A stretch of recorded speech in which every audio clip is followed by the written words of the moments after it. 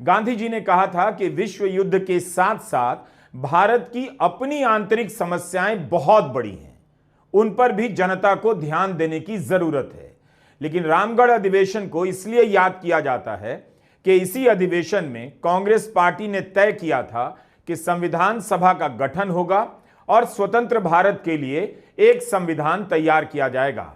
रामगढ़ अधिवेशन के समय मौलाना अबुल कलाम आजाद कांग्रेस के अध्यक्ष थे और इस समय मल्लिकार्जुन खड़गे हैं। रामगढ़ अधिवेशन में उस समय के कांग्रेस अध्यक्ष मौलाना अबुल कलाम आजाद का भाषण देख रहा था।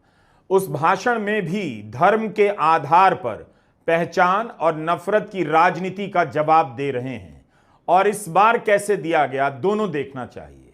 उस समय के कांग्रेस अध्यक्ष आजाद ने अपने भाषण में कहा कि मुझे गर्व है कि मैं भारतीय हूं, मैं उस अदृश्य एकता का हिस्सा हूं जिसे भारतीय राष्ट्रवाद कहते हैं।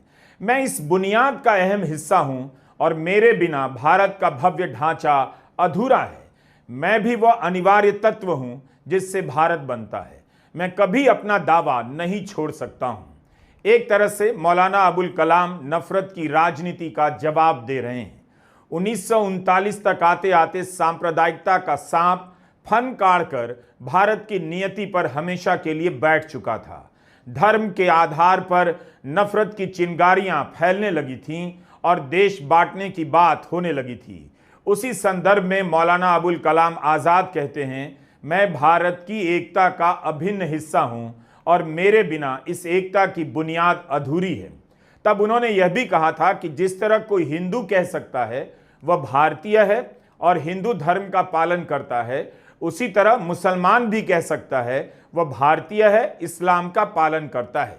इसी तरह भारत के ईसाई भी कह सकते हैं कि वे भारतीय हैं और जिस धर्म का पालन करते हैं उसका नाम ईसाई है।